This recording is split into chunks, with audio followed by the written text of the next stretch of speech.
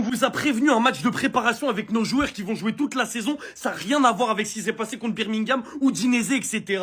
Là, c'était nos joueurs, c'était beau match, c'était beau jeu, c'était extinction de l'adversaire, victoire 5-2 face à Bâle avec les joueurs qui vont jouer toute la saison. Et c'est excellent, il y a énormément de choses positives. J'ai trop envie que la saison commence là. Pour commencer, qu'on soit bien clair, qu'il y ait Alvarez ou pas, qu'il y ait Lautaro ou pas, qu'il y ait des plans C, D, E, ce mec-là, il faut qu'il ait du temps de jeu. La saison prochaine et les saisons à venir. Parce que c'est un neuf de malade mental. Le but qu'il met, si t'es pas un pur neuf, tu le mets pas. C'est le renard des surfaces ultimes. C'est trop grave encore. Envoyez Hector Ford dans le club que vous voulez et acceptez les offres si vous voulez pour Koundé. Parce que ce malade mental, il va falloir compter sur lui. Ce mec-là, latéral droit, c'était choquant. Aujourd'hui, ça le teste milieu de terrain. Il est trop fort, c'est n'importe quoi. Qualité technique, vision de jeu, intelligence, c'est trop grave. Pour son âge, c'est trop grave, Xavier Spart. Lui, il aura sa propre vidéo. Je suis à 2 doigts de l'appeler la recrue ultime. C'est grave d'avoir un mec comme ça, de 24 ans, avec cette qualité-là, pour seulement 30 millions d'euros. C'est très très grave. Bissiou, c'est pas normal aussi de mettre son premier but avec le Barça d'une telle manière, d'une telle facilité, comme ça en lucarne, normal. 2 buts en 2 minutes, c'est ses 2 premiers buts avec le Barça, il les a mis en 2 minutes, dont un banger.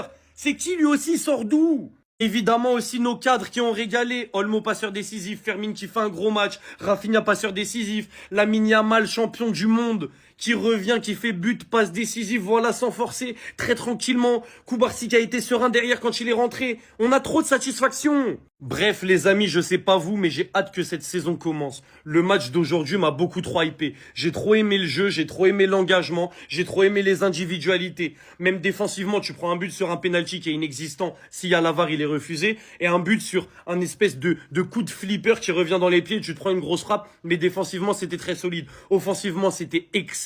Il y a eu des déplacements, il y a eu de la vitesse, il y a eu des passes, des circuits de passes. Au milieu de terrain, c'était géré. Donc les gars, là, j'attends juste le trophée Gamper et le début de la Liga parce que ce match-là m'a beaucoup trop hypé. Ils m'ont enflammé sur un amical. Ils m'ont enflammé.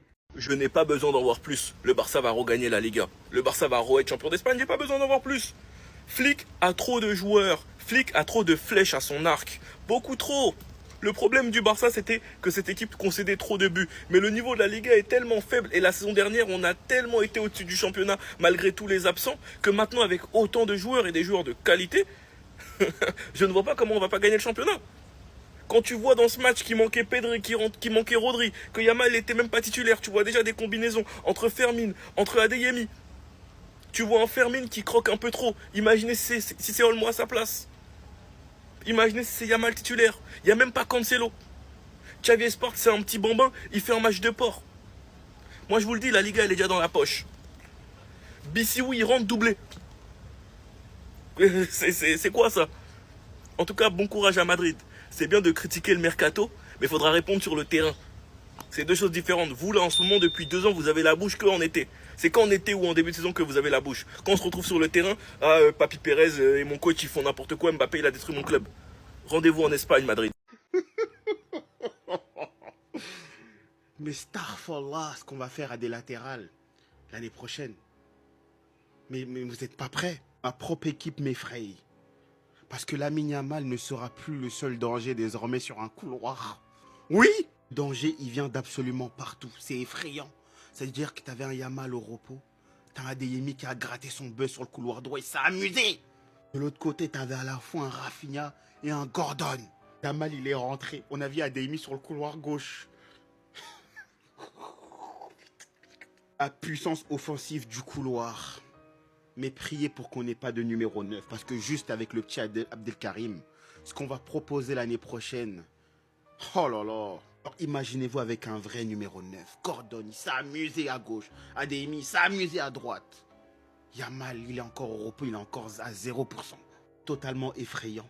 Sans parler de la qualité des milieux de terrain. Dani Olmo, à peine éveillé. Audrey n'est pas encore là. Non les gars. Victoire 5-2 du FC Barcelone contre le FC Bâle. Il y a eu nos chouchous qui nous ont fait plaisir, qui sont de retour de la Coupe du Monde. Et puis des jeunes qui se la donnent en fait. Des jeunes qui se la donnent. Abdelkarim, quand je vois qu'un autre connard demande à ce qu'il soit aimé alors que lui, 3 buts cette pré-saison. Puis Bissiou, quelle frappe. Quelle personnalité. Et Deco, en fait, on a dit, ouais, il aurait dû mettre cet argent sur Cancelo. Finalement, il a Cancelo libre et il nous ramène le talentueux, le chouchou, le mec prometteur de la Belgique. Ok, pardon. Puis Xavi est smart. 6. Défenseur droit, agressivité, intelligence de jeu. La tête d'homme a fait vendre Hector Fort, il n'y a pas de souci. Lui, sa pré-saison avec Abdelkarim, c'est eux mes deux chouchous que je retiens. Maintenant, ce qu'on retient, c'est que Rafinha a joué 9, électron libre, donc on verra s'il va réussir à s'adapter. Ça a permuté beaucoup, voilà. Abdelkarim, un but, une passe d'aise d'ailleurs. Il va monter en puissance, déjà qu'il monte très bien en puissance. Gordon, pareil, il va faire beaucoup de bien. Les gens qui vont juger sur un match amical, encore une fois. Parce que n'oubliez pas que c'est eux les titulaires de base. Sinon, en première mi-temps, Baldé avait été ciblé, mais bon, bref, j'ai pas envie de m'attarder sur le sujet. Bernal, j'aime pas sa pré-saison, elle est archimide, mais comme c'est pas De Jong, ça va pas trop en parler. Firmino aussi fait un match de merde. Voilà, en deuxième mi-temps, ça a été beaucoup mieux avec les entrants, les jeunes et tout. Rien à dire. Je dois refaire la vidéo, j'ai pas de spontanéité parce que TikTok. Moi, je vous le dis, les gars, cette saison, on va se régaler. Cette saison, on va se régaler. Gordon, ADMI, Rafinha, Abdelkarim, Tunkara, Yamal. Les gars, il y en a trop.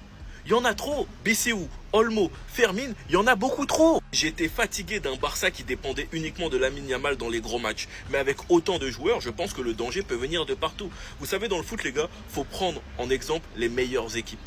Quelle est la meilleure équipe? C'est le PSG. Le PSG est la meilleure équipe du monde sur les 2 dernières saisons. Est-ce qu'elle joue avec un 9? Est-ce que le PSG joue avec un véritable 9? C'est pour ça que quand je vous ai dit, il y a quelques mois, si le Barça ne peut pas payer Alvarez, parce que Alvarez n'est pas un vrai 9, pour moi, Alvarez est le profil parfait. Si le Barça ne peut pas payer Alvarez, autant rester avec ce qu'on a. Tu peux très bien repositionner Rafinha dans l'axe, tu peux repositionner Gordon dans l'axe, tu peux repositionner Adeyemi dans l'axe. T'as du choix, tu peux même mettre Olmo ou Fermin dans l'axe. Pas besoin d'aller claquer de l'argent sur un 9 qui ne sera pas compatible avec le Barça. Pour moi, c'est Alvarez ou rien. Et quand je vois les combinaisons avec Adeyemi et Fermin, ça me fait déjà plaisir. Adeyemi qui est auteur, qui est 2 fois décisif dans ce match. Un but, une passe D, BCU doublé, Yamal buteur passeur. Rafinha passeur, je peux que kiffer les gars et j'ai qu'une hâte, c'est que les matchs officiels commencent. T'as vu De Jong? T'as vu De Jong? Fais attention à toi. Fais attention à toi. Xavi et Sparte, je vais commencer à tout mélanger. Je l'avais encensé déjà quand il joue au poste de latéral. Mais si au milieu de terrain, il affiche des niveaux comme ça, les gars, on va où? Un match exceptionnel de sa part. Parlons des pré-assists. Du joueur qui a la première passe avant l'assist justement. Eh ben ça, c'est Xavi et Sparte. L'appel de Rafinha est bon, très bon. Cette première passe qui casse sa ligne, là, ça me rappelle le Casado de l'époque. Le premier Casado qu'on a vu saison Bayern-Real, enchaînement. Voilà, je suis un fan. Intelligence de jeu de ce gamin-là, on l'avait dit, hein. Milieu de formation, il a commencé à aller jouer sur un couloir antifique, a vu qu'en fait, au milieu, il y aura des besoins. Que De Jong n'est pas fiable, Pedri peut se blesser également, Rodri c'est pas encore fait. Donc là, tu as quand même une assurance tout risque. Maintenant, moi, je vous pose la question fatidique. Vous le préférez au poste de latéral ou au milieu de terrain? Ah, c'est une bonne question. C'est une bonne question. Permettez-moi de tout mélanger. C'est pas de la hate envers Baldé, mais il m'a beaucoup plus rassuré que Baldé. Voilà. Faites ce que vous voulez de mon information. Vous avez le droit d'être d'accord, de pas être d'accord. Et sur ce match, attention, je dis pas qu'il va faire une meilleure carrière que Baldé, que non.